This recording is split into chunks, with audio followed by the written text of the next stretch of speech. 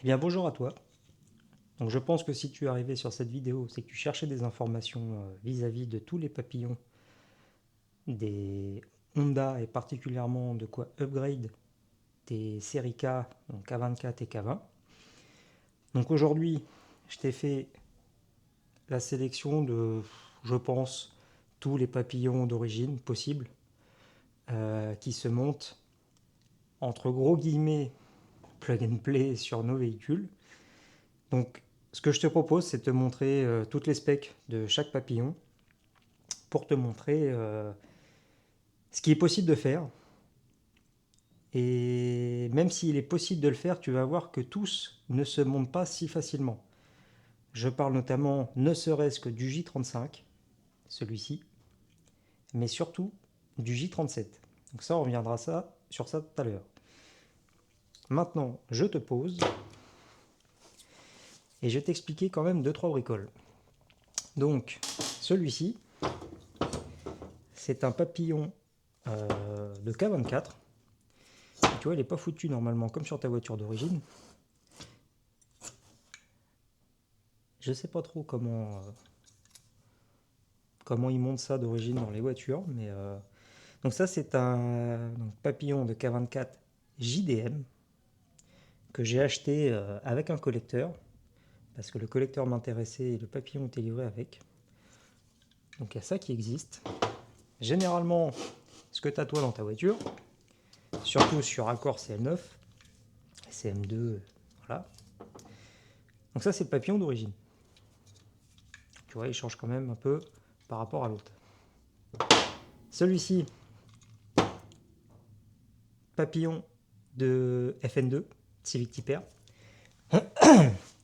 Donc celui-ci a 2-3 bricoles à dire dessus, notamment sur... moi ça fait pas longtemps que je suis arrivé chez Honda et j'avais vu 2-3 bricoles passer sur des forums et tout ça, sur les potentiels upgrades à faire pour gagner en performance.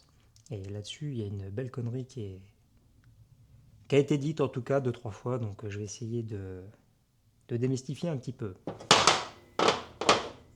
Papillon, Honda Légende normalement, J35, donc sur le 3,5 litres V6.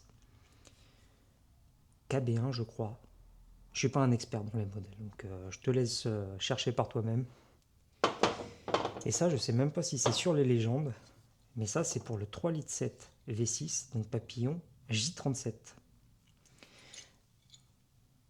Donc, on va revenir un petit peu sur les specs, et notamment sur les trois premiers. Ces trois papillons-là, donc les deux d'origine, que ce soit JDM et européen, ont exactement les mêmes specs. Si je dis pas de bêtises, c'est 61 côté collecteur et 64 côté manchon de boîte air. Et celui-ci, le FN2, à quelques reprises, j'ai pu lire qu'il était plus gros que le papillon d'origine. Et bien en fait, pas du tout. C'est exactement les mêmes specs. 61 côté admission, donc côté collecteur, ici. Et 64 mm, intérieur, je te parle, côté manchon d'admission. Donc, il y en a eu quelques-uns, mine de rien, qui vendaient ça, et même encore à l'heure actuelle, qui vendent ça très cher pour au final un papillon d'origine. J'en ai encore vu passer à 100, 120 euros des fois. Bon, il y avait le joint thermique avec, mais bon, ça c'est encore une autre histoire. Mais ça vaut grosso modo entre, je dirais, 60 euros et 120 euros. Pour au final, exactement ce que tu as d'origine. Donc ça déjà, on l'oublie tout de suite. Si tu cherches à upgrade ton setup, ça ne sert à rien à part te faire perdre de l'argent. Tu verras, on est le 1er septembre alors que je te filme cette petite vidéo.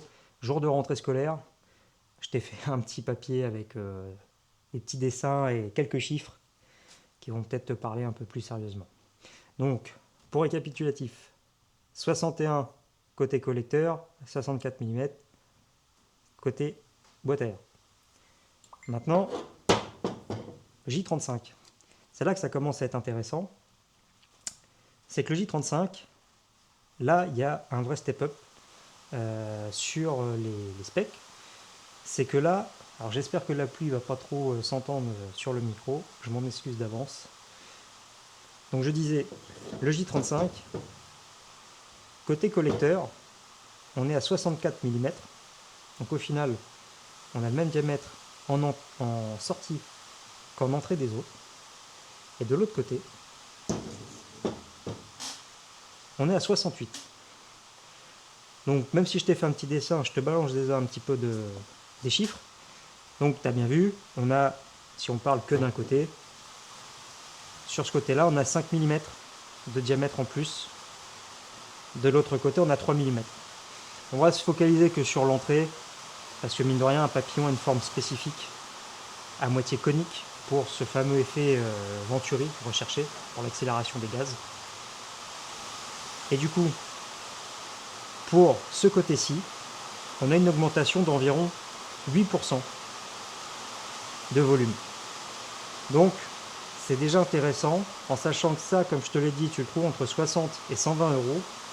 Certes, c'est plus cher, mais si tu as de la chance, tu pourras trouver aux alentours de 110-120 euros pour les moins chers, jusqu'à 180 et même 200 euros pour les mecs qui se touchent. Voilà. Par contre, ça se monte pas vraiment plug and play, et ça on va y revenir juste après. Et donc, celui qui a le plus d'intérêt, à mon sens, le J37. Sur le J35, je t'ai dit, on était à 68 mm. Là, on est à 78 mm. Et 70 de l'autre côté. Donc là, ça nous fait gagner 10 mm côté boîte à air et 6 mm côté collecteur. Pour les chiffres, entre le J37 et les papillons d'origine, tu as une augmentation des volumes d'entrée de 22% environ. Donc on est très proche de dire qu'on a un quart de volume en plus que les papillons d'origine. Donc forcément là, tu as un réel intérêt sur un atmosphérique. Par contre, niveau tarif et rareté, si je puis dire, ça, les moins chers que tu peux trouver, c'est aux alentours de 220-230 euros si tu as vraiment de la chance. Et malheureusement, ça tourne très souvent entre 250, 280 euros jusqu'à même 350 euros pour les plus chers. En occasion, je te parle. Tous les prix là, c'est de l'occasion. Donc voilà. Maintenant que je t'ai présenté un petit peu les diamètres et les différences entre ces trois papillons-là, je vais te montrer pourquoi ces trois-là, ça reste de l'origine, ça se monte plug and play, il n'y a pas de problème. Tu as juste au niveau des diorites pour le réchauffement de l'air quand il fait froid, etc. Ça change un peu. Mais on va s'attarder sur ces deux-là pour te dire également que ce que tu trouves sur internet comme quoi un J35 ça se monte direct, Bolton comme ils disent, et que tu vas gagner beaucoup de chevaux, c'est pas forcément vrai. Et ça, on va le voir tout de suite. Alors, donc comme je te le disais, on va se pencher un peu plus sur le cas du J35. Donc là, je t'ai ramené un demi-collecteur de Honda Accord CL9. Je vais t'expliquer pourquoi CL9 dans pas longtemps, mais bon, je vais même te l'expliquer tout de suite. Moi, je ne connais plus ou moins que CL9, CM2. C'est ce que j'ai. J'ai 2-3 collègues qui avaient ça. Et là, actuellement, je suis en train de préparer, c'est pour ça que tu vois là, dans le coin, un RSP avec justement un J37. Et je vais te faire une future vidéo pour ça, pour te montrer toutes les étapes. Si tu veux monter un gros papillon sur ta FN2 ou sur ton K24 en tout genre, même K20, du coup. Donc, si ça peut t'intéresser, je vais te montrer 2-3 astuces, ma façon de procéder. Il n'y a pas besoin d'être ingénieur pour faire ça, juste un petit peu de matos et du temps. Quand je dis il n'y a pas besoin d'être ingénieur, je pense que si je te parle d'un litre de TCE ou un litre de PureTech, c'est pas parce que tu es ingénieur que tu as forcément de bonnes idées non plus. Donc, même si tu n'es pas ingénieur, tu devrais pouvoir te démerder. Bref, J35. L'avantage de ce papillon-là, même en trax. Sur ce coup, c'est vrai, c'est Bolton. Si je trouve les trous, voilà. Donc, effectivement, ça se monte bien dessus. Et déjà, tu vois à l'intérieur, il y a un petit quelque chose qui me chagrine. Bon, pas la vis, hein. Mais c'est justement pour te laisser le volet de papillon ouvert pour que tu puisses te rendre compte de quelque chose. J'y reviendrai en 30 secondes. Donc, c'est bien, ton G35, il est monté. Tu te dis chouette, je vais redémarrer, ça va tourner rond. Bah, pas du tout. Pourquoi?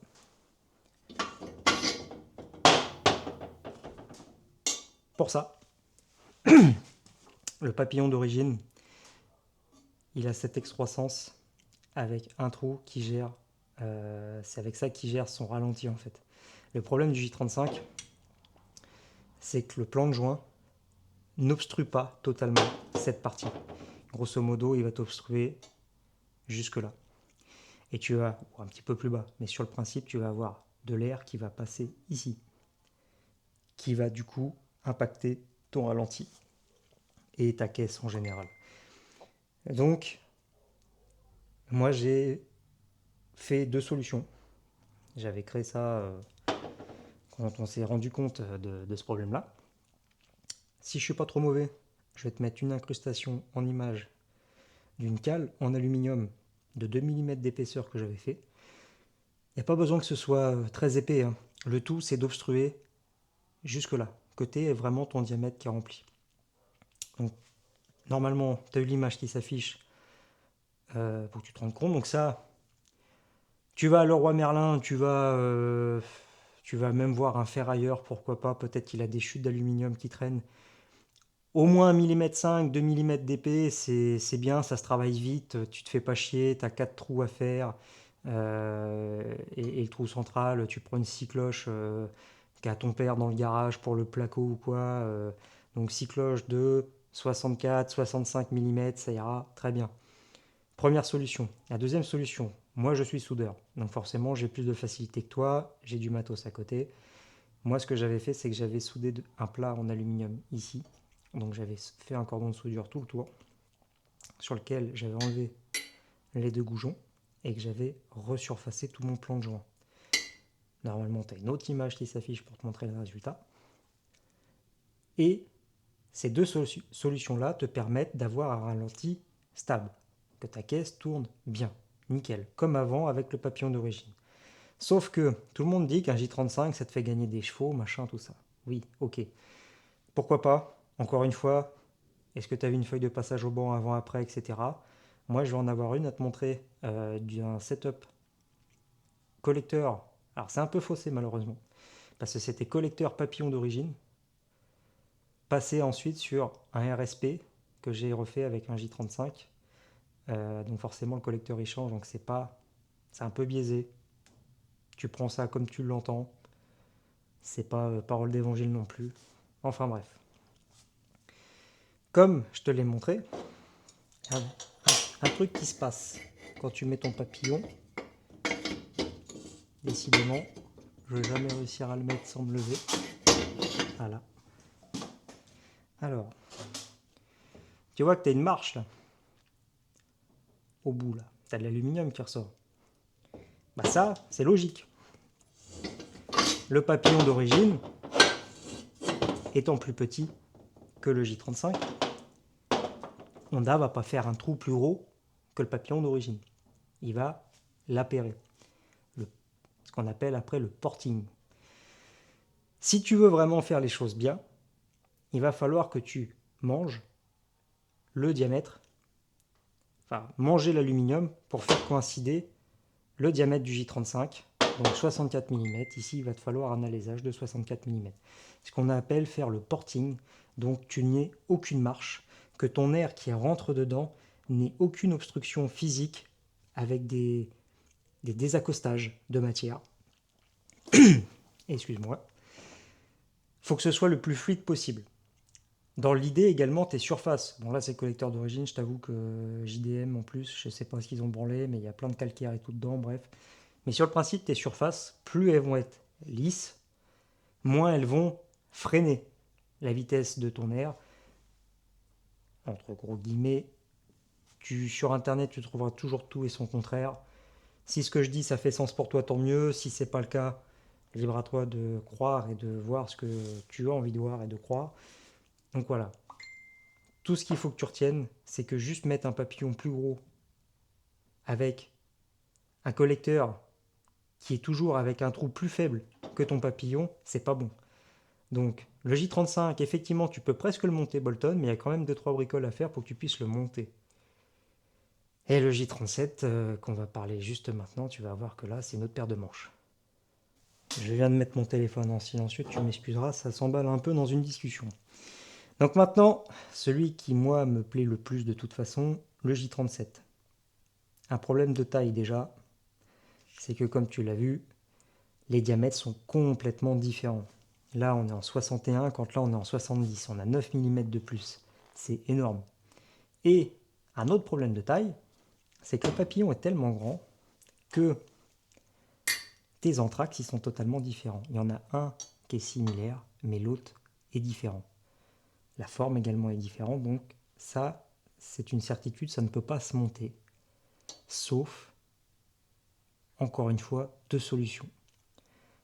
Je vais te mettre une incrustation d'image sur ce que j'ai fait moi sur ma propre voiture avec le collecteur d'origine pour faire un essai. Donc encore une fois, je suis soudeur, l'aluminium, j'aime ça. Et j'ai le matos pour surtout. C'est du taf, c'est long, ça consomme du gaz, ça consomme du métal d'apport. Là tu verras sur l'image que les soudures elles sont pas jojo, etc. J'ai pas décapé l'alu et tout, c'était pour faire un proto pour moi. Mais le rendu au final, il est très bien, ça marche, ça tourne bien, c'est ce qui compte. Donc, soit tu fais ma solution, que bah, je te déconseille même d'aller voir un soudeur ou quoi, il va peut-être te prendre un petit billet quand même pour faire ça, mais ça peut se tenir. Ou alors tu as des cales, un peu comme les roues de voiture, de changement d'anthrax. Donc là, moi j'en ai fait une pour le RSP, donc ça c'est moi qui l'ai créé. Pour le RSP là, et le futur J37 pour mon collègue. Ça, tu peux en trouver sur des sites. Ça vaut un certain prix quand même, si je te dis pas de bêtises, je crois que c'est entre 60 et 120 euros la cale, avec une grande fourchette parce que je ne suis pas sûr des tarifs, je ne me renseigne pas trop non plus. Donc la cale te permet d'avoir un changement d'anthrax. Normalement elle doit marcher sur celui-là aussi, si je ne dis pas de bêtises. Voilà. Pour pouvoir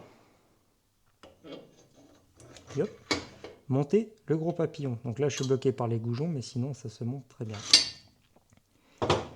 Sauf que comme tu le vois, là on a une belle marche quand même à bouffer. D'accord? Donc encore une fois, un J37 c'est bien. À ça, il faut que tu rachètes, tu ajoutes le prix de ta cale. Donc ça c'est une... Ça t'as rien vu pour le moment. Des cales, comme je t'ai dit, on va dire entre 60 et 120 euros, donc on va prendre la moyenne, 80 balles. Un J37, 250 euros à 350, on va prendre la moyenne, 300 balles. Papillon pour qu'il se monte sur un collecteur d'origine ou un RSP, t'en as pour 380 euros. À ça, il faut que tu rajoutes le prix ou, si tu as un peu de matériel chez toi, pour réaliser ton collecteur. Il y a un peu de taf quand même. C'est pas insurmontable, même si tu as une petite Dremel, etc. Si tu n'en as pas, à ça, il faut que tu rajoutes le prix de ton matériel. Dans la prochaine vidéo que je vais te faire, où je fais le porting complet du collecteur avec le RSP, le J37, tout ça, je te montrerai tout ce que je fais moi. Je te détaillerai un petit peu le matériel, un peu les étapes que je fais et compagnie. Ça pourra te donner une idée. Donc voilà pour dans les grandes lignes ce que tu peux faire comme modif avec une fourchette de prix. Forcément, si tu as de la chance, tu auras une casse pas loin de chez toi. Le mec, il sait pas ce que c'est. Un J37, il va te le faire à 50 balles. Ou J35, pareil. Voilà, tu peux toujours trouver mieux que ça, faire des échanges ou machin, j'en sais rien. Il y a moyen de te démerder. L'avantage de mettre un RSP sur ton accord, potentiellement, c'est que le collecteur, du coup, est complètement différent. Et l'avantage de ça, comparé au collecteur d'origine, c'est que le J35 se monte plug and play. Mais vraiment plug and play. Les anthrax sont les mêmes. Tu peux même le sauter directement dessus. Sauf que, encore une fois, vu que ça, le RSP, c'est le même diamètre de papillon que le CL9 d'origine, forcément, le J35, il est plus gros que le collecteur. Du coup, là aussi, il va falloir que tu réalises pour pouvoir enlever la moindre marge possible pour que ton air soit la plus fluide possible. Donc je ne vais pas te saouler plus avec les explications. Je pense que déjà tu as pu voir 2-3 bricoles. Comme dit, je t'avais fait un petit papier avec un petit dessin. Donc voilà, c'était juste pour te schématiser vite fait. Donc l'origine de K24 et le FN2 sont complètement identiques. Diamètre 63. J'ai pris les diamètres côté boîte à air. L'autre côté, ça change également en termes de diamètre, mais j'ai pas voulu te faire chier. 63 mm côté boîte à air pour l'origine. 68 mm pour le J35. Tarif entre 120 et 180 euros. 8% d'augmentation de volume par rapport à l'origine. Et le J37, donc diamètre 78. Et diamètre intérieur. Diamètre extérieur, c'est à 84, je crois. Et par contre, tarif 250 à 350 euros. Par contre, là, tu as 22% de volume en plus. Et comme tu as vu, à ça, faut que tu te fabriques une petite cale pour pouvoir monter le J35 sur collecteur d'accord d'origine. Et ça, une cale de changement d'anthrax plus ou moins entre 60 et 120 balles, plus le réalisage et tout ça. Donc il y a un peu de taf, rien n'est impossible. Si tu as des potes qui touchent un peu, etc., ça peut vite se faire. Et voilà. J'ai fait un peu le tour de tout ce que j'avais à te dire. J'espère que ça aura pu te servir un petit peu pour faire les bons choix et de comprendre un petit peu les différences de diamètre, etc. Et surtout clarifier un peu les choses parce que moi, quand je suis arrivé chez Honda, je voyais tout et rien sur tous les forums. Et ça m'a complètement perdu. Beaucoup de choses étaient fausses, certaines étaient vraies. Comme beaucoup, je trouve, ceux qui détiennent la connaissance ne le partagent pas forcément. C'est pour ça que j'ai pris l'initiative de te faire une vidéo. Je suis très loin d'être professionnel comme tu le vois aux images, au son, etc. Donc voilà. Par contre, comme je te disais, prochaine vidéo, je te fais un check-up complet sur le RSP, sur ce que je compte lui faire. Pour t'expliquer un petit peu, le collègue Accord CL9K24, actuellement il a un RSP que j'y refais avec un J35, comme on a vu tout à l'heure. Il a sorti 220 chevaux, mais il faisait 30 degrés. Donc c'est pas l'idéal pour la performance. Et là, l'objectif, ce que j'aimerais, c'est qu'on aille à peu près chercher les 230 chevaux, ce qui serait très bien, moi je trouve, avec RSP complètement modifié, le plus que je le peux en tout cas, avec le J37 au cul, et voilà. Donc si ça peut t'intéresser de voir un gars faire du copeau, ragrandir des trous, faire de l'état de surface à l'intérieur, essayer de le polir le plus possible, sans passer non plus des jours et des jours. Et normalement, prochaine vidéo, tu as l'étape de préparation du collecteur, l'étape de montage dans la baie moteur, et si tout va bien, carto, essai routier, et j'espère, passage au banc dans la même vidéo, sinon je te ferai une petite incrustation, une mise à jour sur la vidéo, ou voir une autre pour t'expliquer un petit peu ce qu'on a pu sortir sur le banc. Donc voilà, merci à toi d'avoir regardé, et puis j'espère que ça a pu te servir et que tu as appris quand même 2-3 bricoles. Donc voilà, si tu as des questions et tout ça, surtout n'hésite pas, si je peux t'aider, ce sera avec grand plaisir. Ciao mon chef.